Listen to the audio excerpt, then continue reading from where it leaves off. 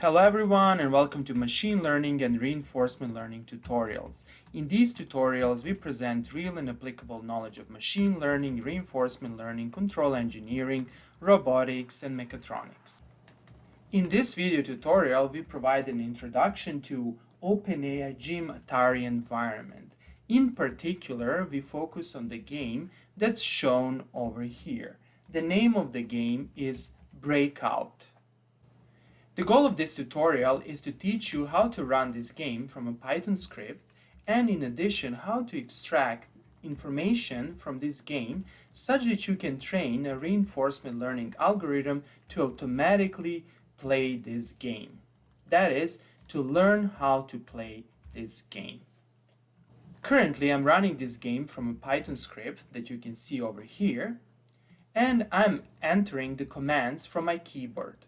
For example, if I want to move left, this pedal over here, I will press A. On the other hand, if I want to move right, I press D. I start the game by pressing the letter S, and immediately you can observe this ball over here. The goal is to destroy the brick wall. The brick wall consists of several layers that are denoted by different colors. Every time the ball hits one of the bricks, that brick will disappear, and let's illustrate that. Now, here, you can immediately see that the ball hit the brick over here and that brick disappeared. Since we destroyed the first brick in the first layer, we obtain a reward of 1, and the sum of rewards is shown over here. We have 5 lives to completely destroy the wall. The number of lives is shown over here. If we do not manage to hit the ball with the pedal, we will lose a life. So let's illustrate that. And here it is. Now if I press again W, the new game will start and I can see that I only have 4 lives left.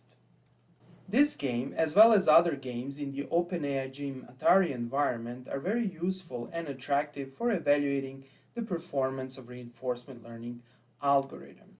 In my next video tutorial, I will explain how to develop from scratch a reinforcement learning algorithm for playing this game. The algorithm will combine a convolutional neural network with deep Q network in order to play this game. But before I start with explanations, I would like to briefly mention the following. It took me a significant amount of time, energy, and planning to create this free video tutorial, as well as almost 300 video tutorials that you can find on my YouTube page. And consequently, I kindly ask you to press the like and subscribe buttons. Thank you very much. Okay, let's start. The first step is to install the necessary Python libraries and packages. In my case, I will do that by using the Anaconda Navigator. However, if you're using any other Python environment, you will probably have to open a terminal and to type the commands that I will type right now. So I will click here on base root and I will click on open terminal. To install the gym environment, we need to type pip install gym. And I'm getting these messages saying that the requirement is already satisfied. This is because I have already installed the gym environment. However, in your case, you will most likely get the progress bar and some installation progress. So after that step is completed, let's continue. Next, we need to install the Atari environment. So we need to type install gym and you need to specify the environment. And again, in my case, the requirement is already satisfied since I have already installed the Atari environment. And the final step, actually not exactly the final step, but almost the final step, is to install this package, ROM license, and press enter. And again, in my case, the requirement is satisfied. However, in your case, you will see the installation progress. The final step is to install the keyboard. So I need to type pip install keyboard. This package, or better to say this library, is used to read the input from your keyboard. After you complete these steps, open your favorite Python editor and start entering the code that I will explain in the sequel. The code that I will explain in the sequel is also available on my GitHub page. A link to my GitHub page is given in the description below this video. As you can see over here, my favorite Python editor is the Spider editor. I like the Spider editor very much since it reminds me of MATLAB. Okay, first we need to import the necessary libraries and packages. We import Gym as Gym, then we import keyboard, we import time, and we import the plotting library. We create the environment by using this code line. We specify Gym, we say .make, we specify the name of our environment, we specify the render mode. The render mode is human. This means that we want to plot a window with a nice image. Then, by specifying full action space as false, we are saying to the Gym environment that we only want the necessary actions or keyboard inputs, and they are left, right, start the game, and do nothing. Next, let us explain this important parameter. With this parameter called repeat action probability, we specify the probability that the previously executed action is used as the current action. That is, we are using the so-called sticky actions. Let us explain this. By specifying this parameter, we are saying that we want to have a small probability that a current action set by the user will be ignored and the previous action will be applied. To repeat, for example, let us say at the previous time step I pressed left, and at the current time step I want to press right. Now, there is a probability of 0.1 or 10% that my action will not be the current action, that is, go right. Instead, there is a probability of 10% that I will actually go left when I press right. Sticky actions are used not to cheat while training the reinforcement learning algorithm. That is, they're used in order to make the learning process more challenging and realistic. Namely, it is observed that we can simply memorize the actions if the environment is purely deterministic. That is, if the ball starts from the same state, goes in the same direction, we can apply a sequence of actions without even looking at the screen or having any feedback, and this sequence of actions will lead us to desired results. That is, we will be able to completely destroy the wall. In order to avoid that and in order to make the learning process more challenging, we set the sticky actions. That is, we introduce small randomness in our environment. Let us explain this last parameter called obs type. We set this parameter to RGB. This important parameter governs the type of the image returned by our environment. In our case, we are specifying this parameter to RGB. RGB stands for red, green, and blue. Consequently, the returned image will have 3 channels. Instead of using RGB, we can also use grayscale. Okay, so let's run the code until here and let's observe what will happen. I'll simply select this part and I will run the selection. And over here you will see a window that you cannot see currently, so I need to find that window.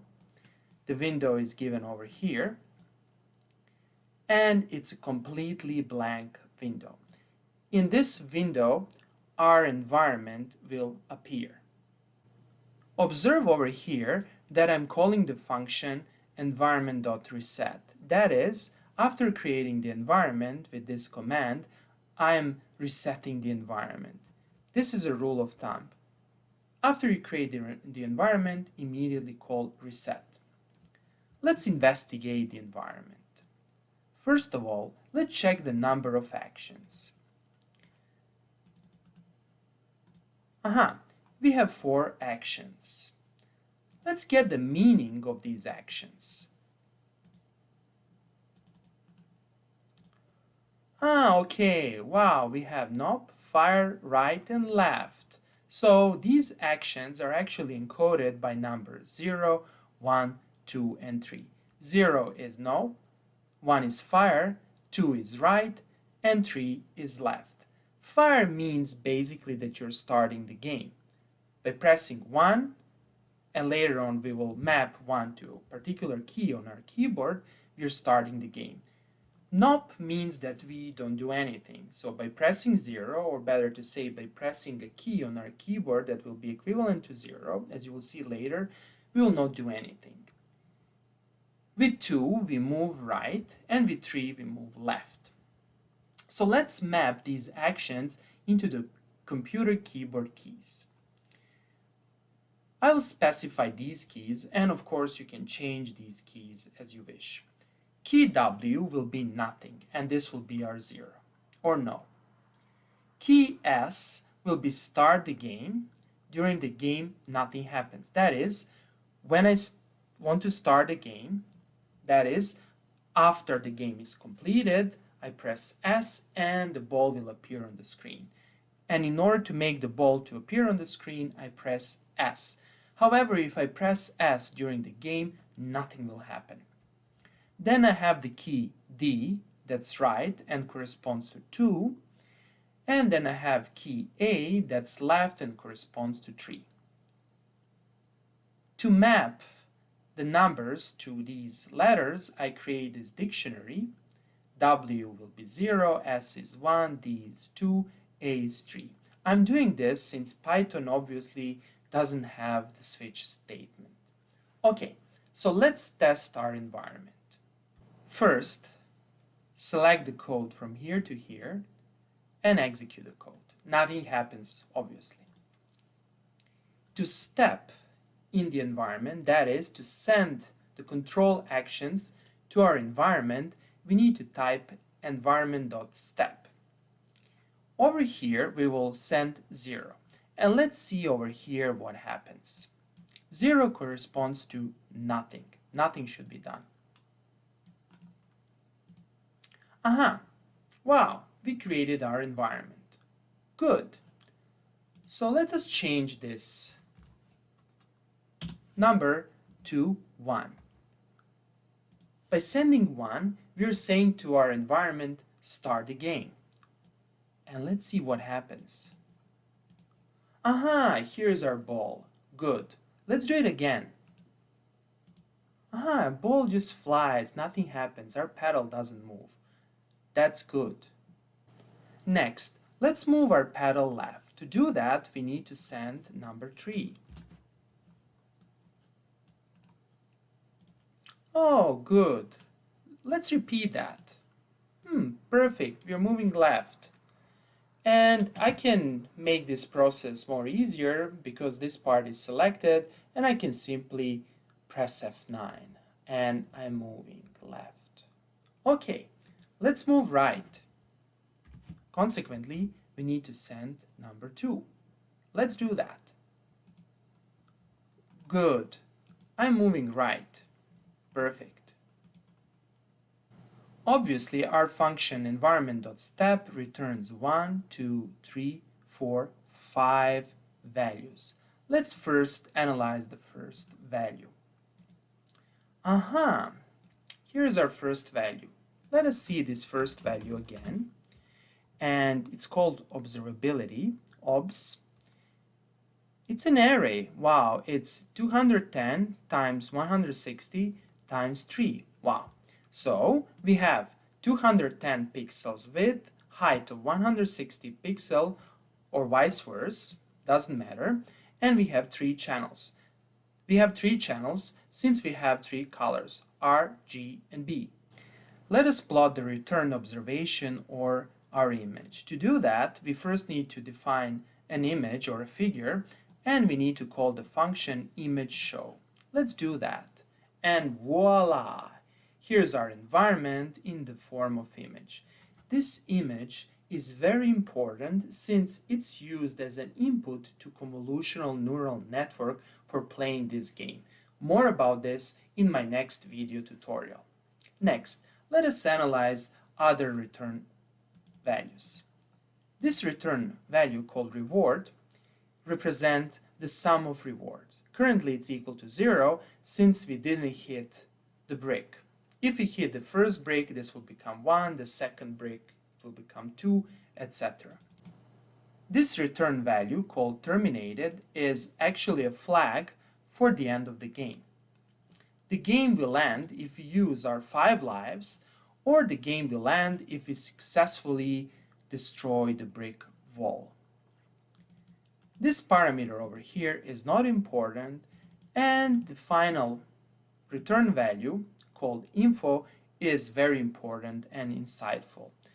It tells us that we currently have 5 lives, that we are currently in the episode frame number of 44, and the frame number is 44. Here is the script I wrote that's used to play the game. First, I define a variable that's used to track the sum of rewards obtained during the game. Then, in this infinite while loop, I first read the keyboard input. I'm using the function keyboard.readEvent. Here, I check if the pressed values are W, S, D, or A. If the pressed key is W, S, D, or A, I step. That is, I send the corresponding action to my environment. I do that by using actionDictionary.get. I specify event.name, and this is actually the pressed character. And if the pressed character is W, S, D, or A, I will send 0, 1, 2, or 3. On the other hand, if I mistakenly press X, that X is not inside of this dictionary, and correspondingly, this function actionDictionary.get will return -1. Even before doing this, I have a safeguard over here. This safeguard will make sure that I'm only stepping if I press the correct letters. For example, if I press X, this function will return -1, and this part will not be executed. Over here, I track the total number of rewards by simply summing the obtained reward with the sum of the rewards, and I store this in the variable total reward. Finally, I render my environment, and I delay the complete animation for 0.05 seconds. This is done in order to create the proper rendering. That is, I don't want to render too fast. Let's select the part over here, and let's run it. Okay, currently nothing happens. However, if I click over here, and if I click on W, here it is. Here's my environment, and I can press A to move left, I can press D to move right, then I can press W, nothing will happen, right? If I press S, I start a new game. And you can play the game, and you can basically try to complete this game and see the results. Okay, let's press Ctrl C. Good. And notice over here that I destroyed a single brick. Consequently, let us see our total rewards. Voila! The total reward is equal to 1, and that's precisely what happened over here since we destroyed a single brick. Okay, that would be all for today. I hope that you liked this video. If you like the videos I create, please press the like and subscribe buttons. Thank you very much and have a nice day.